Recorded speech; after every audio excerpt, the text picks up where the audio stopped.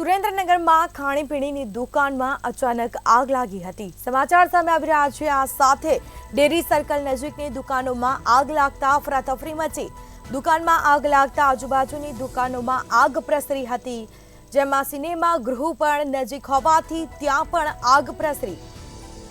આ સાથે આગ લાગતા ફાયર બ્રિગેડની ટીમ પણ ઘટના સ્થળ પર પહોંચી ચૂકી હતી, જે બાદ આગ શોર્ટ સર્કિટથી કે સિલિન્ડર લીકેજથી લાગવાનું અનુમાન લગાવવામાં આવ્યું છે।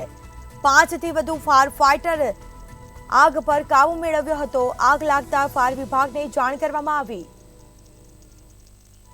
વધુ વિગતો સાથે સંવાદદાતા અશોક રામી ફોન લાઈન પર જોડાઈ ગયા છે। જી, સુરેન્દ્રનગરમાં ખાણીપીણીની દુકાનમાં અચાનક આગ લાગી હતી, શું છે સમગ્ર મામલો? સ્મિતા, વાત કરવા જઈએ તો જ્યારે આજે વહેલી સવારે અચાનક જ ઉપાસના સર્કલ પર આવેલી પીઝા હબથી માંડીને 5 થી વધુ દુકાનોની અંદર અચાનક જ શોર્ટ સર્કિટ અથવા તો ગેસ લીકેજના કારણે આગ લાગવાનો બનાવ બન્યો છે। ત્યારે અફડાતફડીનો માહોલ સર્જાયો છે। ત્યારે સુરેન્દ્રનગર દુધરેજ નગરપાલિકાના 5 થી વધુ ફાયર ફાઇટરો અત્યારે હાલમાં આગને કાબુમાં લેવા માટેની કામગીરી હાથ ધરી છે। કહેવાય રહ્યું છે કે જે પીઝા હબ અને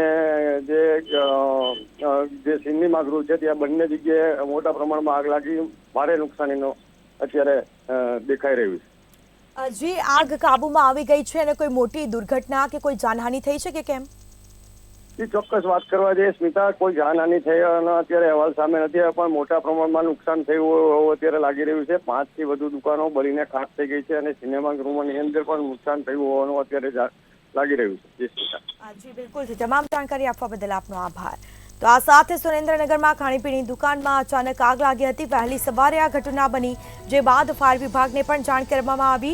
ફાયર વિભાગનો કાફલો ઘટના સ્થળ પર પહોંચ્યો હતો અને આગ બુઝાવવાની કામગીરી હાથ ધરી હતી। સદનસીબે ઘટનામાં કોઈ જાનહાનિ થઈ નથી, પરંતુ ભારે પ્રમાણે નુકસાન થવા પામ્યું છે।